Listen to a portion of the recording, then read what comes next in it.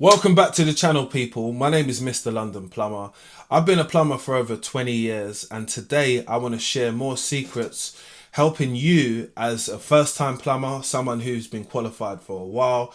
You're just not confident, you haven't got yourself there to the part where you're open to like taking jobs, but you want to do it because it's something you know there is some money in, but you're just not sure how you're going to get it done. You're in the right place. I'm going to share my experiences while I have been growing as a plumbing company, got more jobs, developed a business on the side, as well as having a day job as well.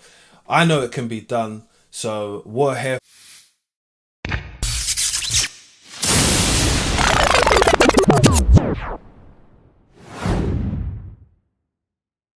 discussed things like growing your business, your digital footprint, using social media, using your before and after photos to be able to create posts online, but also building your rapport with customers when it comes to your work, having standards, which is making sure that you tidy up, you're presentable, your hygiene, all of these types of things is things I covered in the last episode.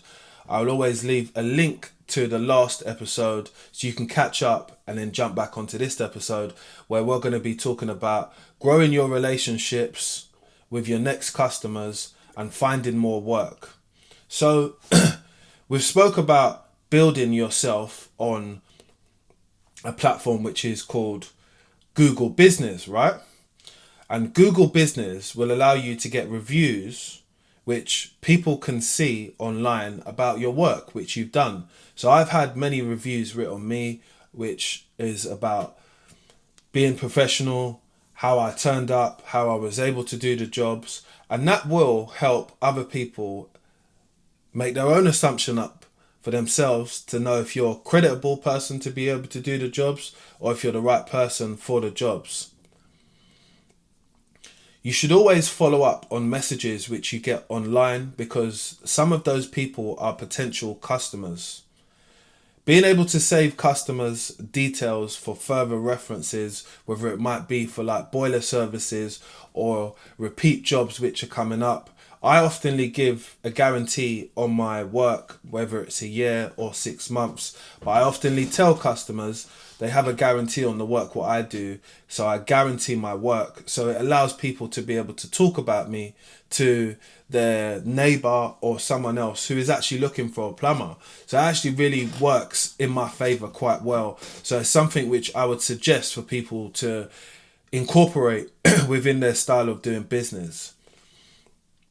Referral customers, yeah, are really good because they speak about you in a high regards to as the person who was the right person for the job. So I have a customer and they've used me one time before and I was able to turn up on time, do the job in quicker than what I said I was going to do it before because I realized I only needed a few things. I went to the shop, be able to pick them up, do the job, get it done, get it tested for them, and actually they live on a different side of London to me, so I was able to stay in contact with them still, and they wrote me a review, I think, on my business Google page, which was really nice, and they've used me again because they've got their own property and they've had problems at their own property and they've had 5 or 6 plumbers round and they asked for me. So I came round, assisted them and told them what it was straight away. Having that rapport with them, I know that they would recommend me to a lot of other people in their area. So creating that constant relationship where we talk, sometimes I ask them, hi, how's it going, how's everything, and just dropping normal conversation, you know, like have you got any projects coming up, I might be interested in to see what work they have in the future. But I made the relationship open to where we could have conversation and talk about stuff, and if they needed a plumber like myself to be able to assist them at any point, I'm more than available to do that. Customers appreciate these types of things, so definitely take note within just opening yourself up to be able to have general conversation and have conversation about the job and explaining to them how it got done and how if in the future you need my services, I am available to assist. Leaving a business card is a good thing if you've got it to hand. We do have these digital business cards now today, which are just like a hard copy of the business card, and it's got a QR code on the back of it, and people can scan it and they can get all your details, your phone number, and also follow you on social media as well. It does double up as a great way to be able to add in when you're doing small talk, to be able to remind people, oh, you know, we do a discount in December, or we've got a deal on at the moment which is such and such. And it's a way of you keep talking to your community and telling people what you're up to, because there is someone who will be interested in that. So do definitely take mind in stuff like that. WhatsApps, groups, and local communities. Let's talk about that. WhatsApp groups are where you find a lot of people who have the same mindset, same goals, which might be we're looking for local tradespeople within the area to do X amount of jobs which we have placed out. Is there anyone available? And that's when you can say, hi, I'm available. I do plumbing. I cover this area, and I'm interested in helping the community. And jobs in your community are going to help you out because you don't have to travel very far to get to those jobs. So just remember that. Working with your local area, other areas will hear about you. Remember, everybody's got a friend that lives somewhere else, innit? And you just need them to say, oh yeah, I had a good plumber around. He fixed the washing machine. Oh, is it? I wonder if he could do mine. Well, I'll shoot him a text and see if he's available. Or I could pass on the message for you. There's where you start to build in your community and your neighborhood, innit? There's also these things called neighborhood groups as well. Depending on what neighborhood you live on, there might be a group which is on Facebook, which might be Primrose Hill. People that live in Primrose Hill, it might be called. Yeah? So that might be a group or an area which you work in. Me specifically, it's an area which I'm going to start targeting soon, so I don't want to see you lot there. But Primrose Hill is an area where I thought it's not too far from where I live. It's somewhere where I can get. It's very affluent homes around there, and I'm able to provide that level of service. It's not for everybody. So what you can do when you're in any of these groups, whether it be the Facebook groups, whether it be the neighborhood groups, whether it be the friendship broadcasting groups as well, because they're some of the ones which actually play a key role in these things. So make sure you're taking these things down and writing them down for yourself, innit? Because I feel those groups are very, very important if you want to start building this relationship within your local community and communities around the areas which you're targeting your services, because you should target your services in particular areas if you want to be successful and grow, because when you look at different areas, they've all got an amount which you can charge when it comes to an area. So let's say I work in Mayfair and I've done a job in Barkingside as well. They're two different areas, and the affluentness is different as well. So you might not be able to charge the premium like you charge in Mayfair compared to charging a lower rate which you might charge in Barkingside. So once you're in these groups, you can now start posting your work in the groups, sharing your flyer which you might make through Canva, understanding that your before and after photos can go in with a little bit of a caption. Still busy, guys. If anybody needs a plumber, this is my contact number. Feel free to contact me for any further works or finding out. Do you get it? How do you find extra work, they say? Well, there are loads of platforms. Some I'm going to talk about, but when I talk about them, I don't want you to think that I'm on any of them. I'm just saying that. So you've got online platforms which are called Trekker Trade. You've got Rated People, and you've got My Builder. They're all powerful platforms for you to be able to build up your client base. But once you get your client base, you got to ask yourself, how many people are popping back up and being consistent clients, right? So you want to look for specific types of places when you do bid or when you sign up to these places. But there is a premium for you to be paying when you're on My Builder. There's a premium what you're going to be paying when you're on Trekker Trader as well. And Rated People is just the same. It's a business which is a platform which allows you as a tradesperson to put up your pictures, your photos, your contact details, and a little bit of a brief description about what you do and what jobs, what you're willing to take on. They've obviously got some type of price list set out. So if you was on something like that and you didn't know what was the prices, you should go on there and see what they're charging per service. So if they're charging, how much they're charging for a leaking tap, how much they're charging for to install an outside bit with bit tap, asking how much it is to unblock a sink.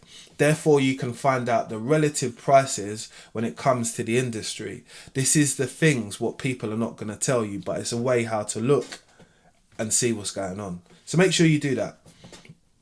Facebook community groups are very big to find extra work, yeah? These are all places where I'm going to be naming about extra work, hence why you see the extra work title on the top. So Facebook groups, I would definitely say are definitely a win when it comes to that area, because there are a lot of groups on there which will help you find work. And I say that with a smile on my face because I've done it myself. Freelance contractors, you'll be able to find those people online if you Google search these people in. They want freelance plumbers who are not just working for them from 9 to 5. It might be a small contract where they have a little group of work where it might be first fix, second fix. It might be we've got a certain amount of works from the local council which the local council can't deal with, and we'd like to freelance it out to a subcontractor, and we'll pay you a set rate for this scheme of works, whether it's for kitchen carcasses, whether it's unblocking toilets, whether it's overflowing taps, whether it's changing taps, ceramic cartridges, showers not working. You know, there's a plethora of work what we can do as plumbers. Obviously, you're going to look for the stuff what you can do comfortably. Small maintenance contracts and estate agencies are definitely another place to be able to look to find some extra work. Estate agencies come up with this one thing, which is a clause within when they're going to pay you. So 28 days to pay you for work what you've done already might not suit with you, and it's something which you've got to understand before you get into it. It's something which I feel that a lot of people undermine, and they look past it and be like, oh, I've done the work, when are you going to pay? Stipulating these things out in your invoices before you start, and actually having conversations about how all of these platforms work when it comes to you getting extra work. So I know that you're going to pay a premium for Trekker Trader, My Builder, Rated People. You don't pay anything for being in community groups in Facebook. Freelance, you're only really going to be paying out when it comes to you having public liability insurance and you possibly going to the jobs. That's going to be most of your payout, counting that you've got the tools to be able to do the jobs. Small labour jobs for estate agencies and maintenance contracts. So again, maintenance contracts is to do with timing. So it's how much time you're on the job. You could find somewhere where it's a small hotel or something like that, and they need certain maintenance jobs. And if you've priced it up right per hour for the time, materials, how long it's going to cost you to get there, making sure you're arriving on time, making sure that you can commit to the commitments that are listed out on a maintenance contract. And all contracts can be different, so make sure you read through them thoroughly, because you don't want to break one of the rules and then say this is the reason why we can't pay you or do any further works with you. So another thing I want to do is I want you to be able to build yourself with the things which I'm telling you, and not only just listen to them, because it's easy for me to spill them out, but I've broke them down into sections which are explainable, right? So we've went from our first, where we spoke about our health and safety, our tools which we need, and the things which we need to have to be able to operate, to do these works in these domestic homes. But I'm now showing you places where you can go to and look how many estate agencies there are. There's loads of estate agents. There's a list and barrel of estate agents what you can go to find extra work. Maintenance contracts as well. Again, if you start Googling it online, is the best way to research to find out where you should be looking or who you want to speak to. This is all part of building yourself, isn't it? So with all of these episodes, I want you to definitely take note, but also use them as reference pieces.